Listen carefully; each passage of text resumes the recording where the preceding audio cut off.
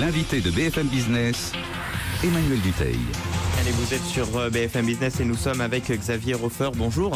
Bonjour. Merci d'avoir accepté notre invitation. Vous êtes criminologue. Ensemble, on va bien évidemment revenir sur ce qui s'est passé hier soir aux États-Unis, à Boston. Je cite peut-être déjà votre tout dernier livre, Géopolitique de la mondialisation criminelle, la face obscure de la mondialisation. C'est un livre qui a été publié aux éditions PUF. Alors, même si les images n'ont rien à voir, le choc provoqué hier soir nous a sûrement tous fait penser à ce qui avait pu se passer déjà aux États-Unis au 11 septembre. Pour autant, Barack Obama n'a pas voulu utiliser, lui, le mot d'attentat, d'acte terroriste hier. Pourquoi cette précaution verbale de la part du président américain, alors que certains dans l'administration, sous couvert d'anonymat derrière, eux, ont dit carrément « oui, c'est bien une attaque terroriste ». Alors c'est plus qu'une précaution, et c'est même ça qui fait peur. Nous sommes plus de 11 ans après le 11 septembre. Sans doute 1000 milliards de dollars ont été dépensés au cours de la décennie passée pour le renseignement et singulièrement bien sûr sur le renseignement antiterroriste. Et voilà le président des États-Unis amené à arriver à la télévision et à dire qu'il ne sait rien.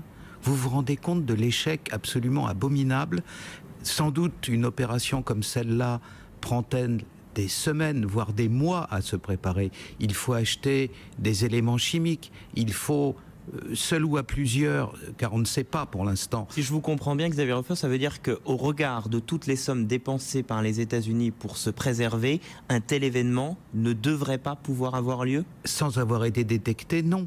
Regardez ce qui se passe en Europe depuis plusieurs années. Chaque fois que se prépare un attentat islamiste, maintenant il est détecté. Ne croyez pas que s'il n'y a plus d'attentats, et notamment islamistes en Europe, c'est l'effet de la chance. C'est parce que dès qu'un terroriste met le pied au sud de l'Espagne, il est signalé jusqu'en Suède. Il y a un travail préventif, il y a un travail de renseignement, il y a un travail d'interception qui est fait en permanence. Et manifestement, ce travail n'a pas été réussi, n'a pas été accompli aux États-Unis, puisque non seulement... Ça veut dire que tout est toujours jugulable, parce que quand on regarde ce qui a pu se passer ces dernières années aux États-Unis, eux aussi, ils ont décelé de nombreux attentats, eux aussi ont réussi à en éviter plusieurs dizaines, le nombre est peut-être trop important, mais en tout cas on en connaît déjà quelques-uns qui ont réussi à ne pas avoir lieu parce que l'administration américaine les avait trouvés. Ça n'est pas vrai. Les 9 sur 10 des soi-disant attentats qui ont été déjoués étaient des provocations montées par les services de renseignement ou par les services de police des États-Unis, et donc ils avaient beau jeu de détecter quelque chose qu'ils avaient amorcé eux-mêmes. Mais quand ce n'est pas vous qui avez lancé l'affaire, quand ce n'est pas vous qui avez été voir des gens vaguement excités, vaguement fanatiques, en leur disant « si vous voulez des explosifs, on peut vous aider », et qu'après ça, bien entendu, vous découvrez les explosifs que vous-même vous avez fournis, c'est à peu près ça qui s'est passé en règle générale, eh bien, naturellement, vous avez un échec. Et ça veut dire que la façon dont travaillent les États-Unis n'est pas correcte, n'est pas efficace, n'est pas la plus efficace du monde pour essayer de lutter contre les attentats? La preuve, si jamais la préparation d'un attentat, je vous dis pour un individu ou pour plusieurs individus ensemble, c'est des semaines ou des mois de travail. Les gestes qui doivent s'accomplir, les matières qui doivent s'acheter, les produits chimiques, les produits électriques pour faire le détonateur, tout ça laisse des traces, et des traces importantes. Et apparemment, et concrètement, rien de cela n'a été détecté puisque les bombes ont pu exploser. On aurait arrêté les individus au moment où ils s'apprêtaient, l'individu ou les individus au moment où ils s'apprêtaient à poser les bombes. C'était déjà un demi-échec, parce qu'il faut intervenir le plus en amont possible.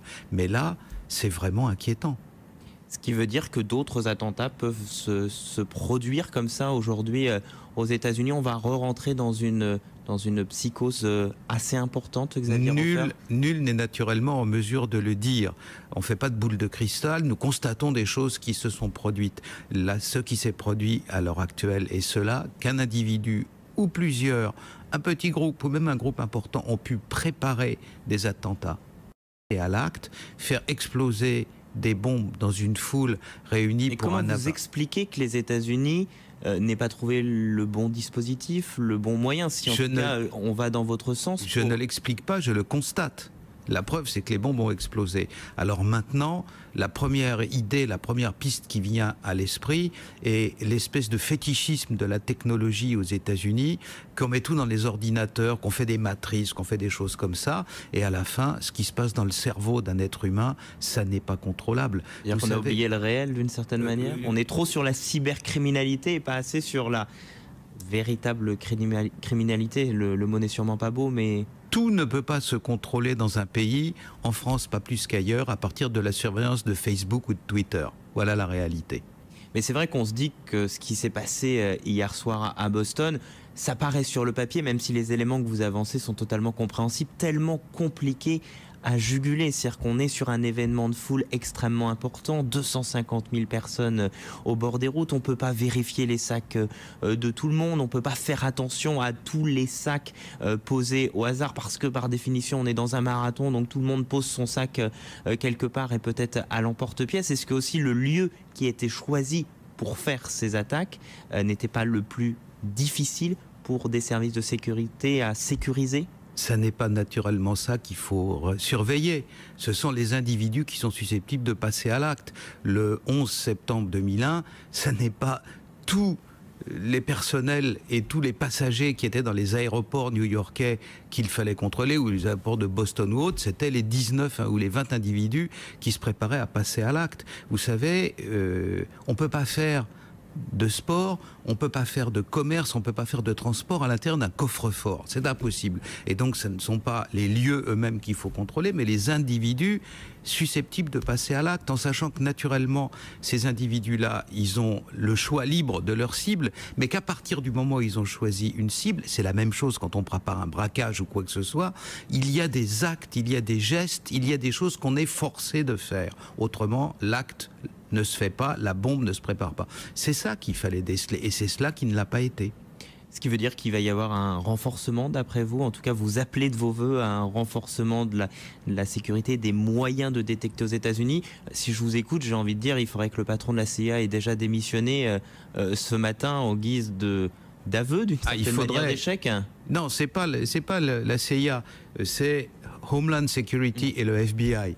Quand ça se passe à l'intérieur des États-Unis, c'est la police fédérale intérieure qui est une importante direction antiterroriste et le ministère de l'Intérieur qui a été créé après le 11 septembre, Homeland Security, qui s'occupe de ces affaires-là. Il faudrait les foutre à la porte, oui, très certainement. Enfin, leurs dirigeants en tout cas, parce que c'est un échec énorme. Vous vous rendez compte? J'insiste, depuis le 12 septembre 2001, sans doute 1000 milliards de dollars ont été dépensés, 80 milliards par an direct pour le renseignement, plus les petites choses à droite à gauche, plus que le Homeland Security, plus le FBI, plus ci, plus cela, sans doute 100 milliards par an, 1000 milliards, 1100 milliards au bout de 11 ans dépassés, et rien de cela n'a servi à détecter un attentat, lequel a été suffisamment bien préparé pour tuer des gens, quoi, et en blesser abominablement, semble-t-il, une centaine, avec des membres, je lis les journaux, qui volaient au-dessus de la foule.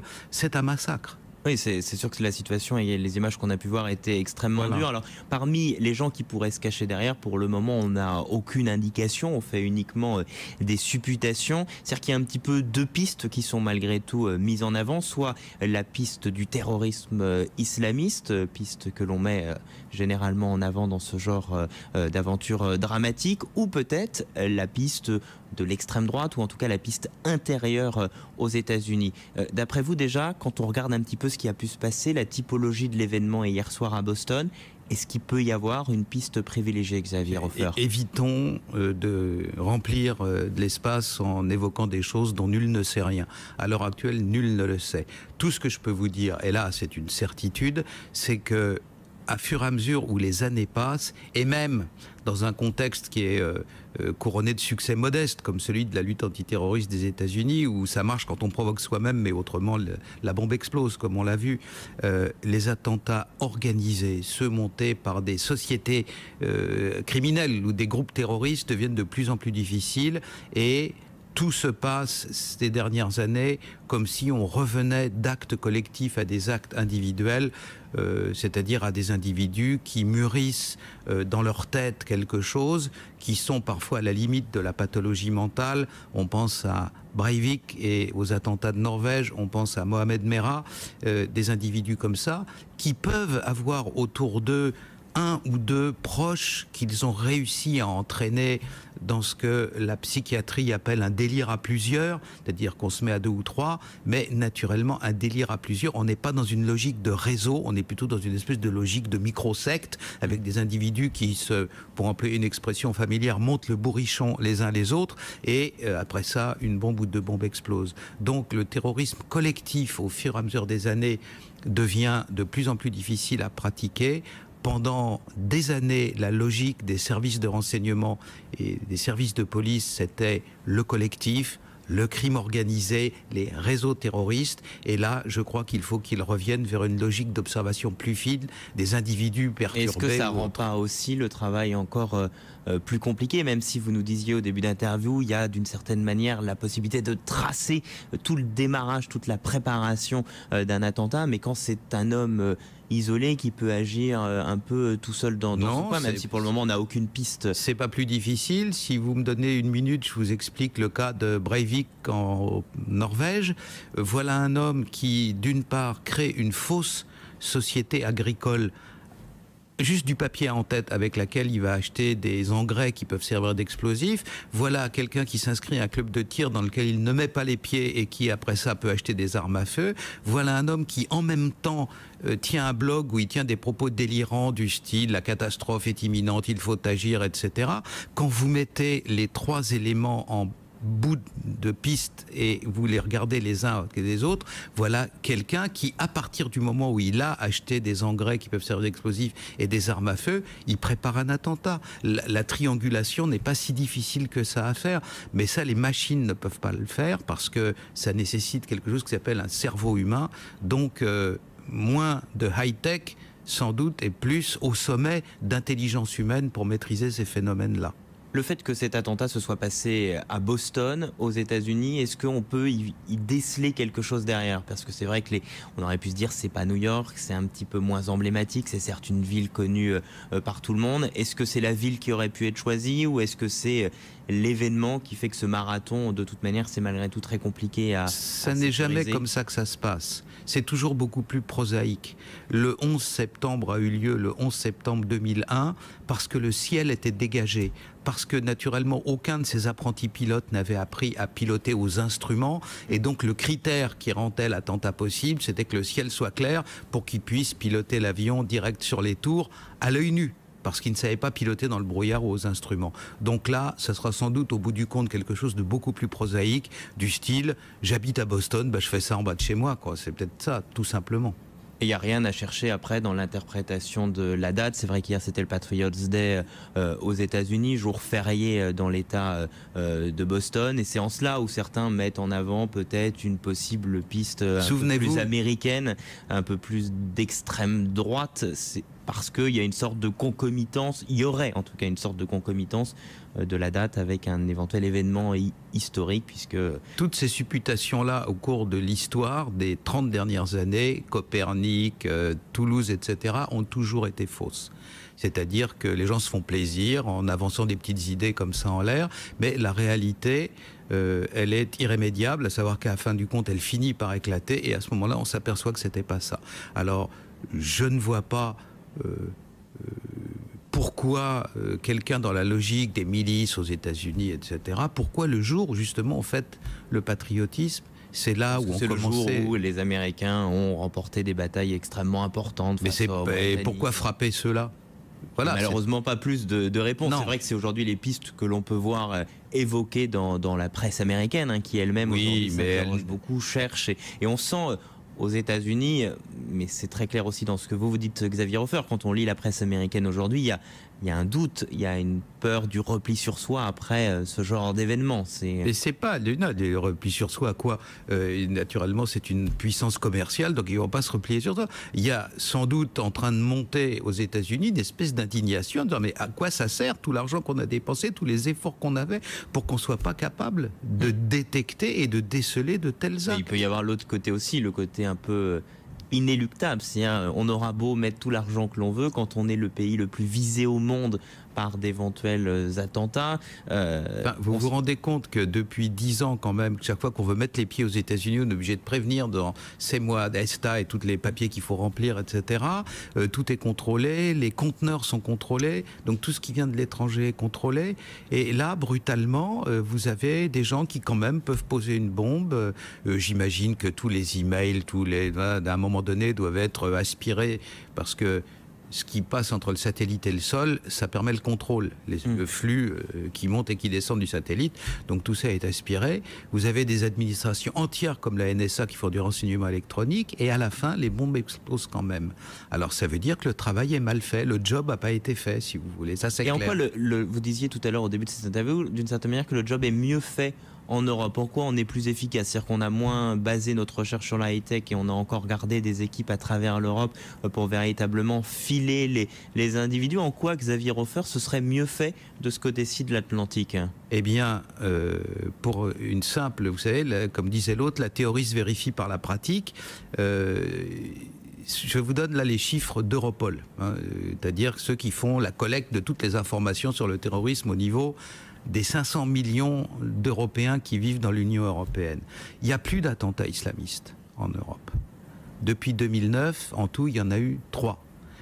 Ne comptons pas là-dedans, bien entendu, les actes individuels de personnages comme Merah ou comme Breivik, qui lui n'était pas du tout, islamiste, bien entendu, à l'inverse, mais qui sont dans une espèce de perturbation mentale quand même assez grave. Je parle de réseaux, je parle de filières, je parle d'Al-Qaïda. Si on remonte un peu plus loin, on a tous en tête Atocha en Espagne, on a tous en tête les attentats de Londres. C'est bien. On ne remonte pas très très loin quand même. Non, je dis depuis 2007. Ça a commencé à s'effondrer en 2006 et 2007. On parle des attentats réalisés ou des tentatives sérieuses. La bombe a explosé où on retrouve la bombe au pied du mur. Il y en avait, entre les années 2006, 2007, 2008, entre 600 et 700 en Europe. La dernière année totalement décomptée. Pour 2012, c'est en cours parce que rassembler des chiffres en provenance de 27 bureaucraties différentes, ça n'est pas simple. Donc les chiffres, il y a quelques complications. Voilà. Ça vient, mais ça vient lentement. Alors là, on est à 2011, 174 attentats réussis ou entrepris. Et sur les 174 en question, 158 entre l'Irlande du Nord et la Corse. Il y a tellement peu d'attentats aujourd'hui en Europe qu'une nuit bleue de plus ou de moins en Corse fait bouger du simple au double toute la statistique européenne. C'est pratiquement un phénomène à l'agonie. Alors, il faut s'en féliciter. Bien entendu, ça ne provient pas du fait que les terroristes se soient découragés, mais aujourd'hui, entre la Corse et l'Irlande du Nord, vous avez 95%. Le reste, c'est un résultat dont il faut se féliciter.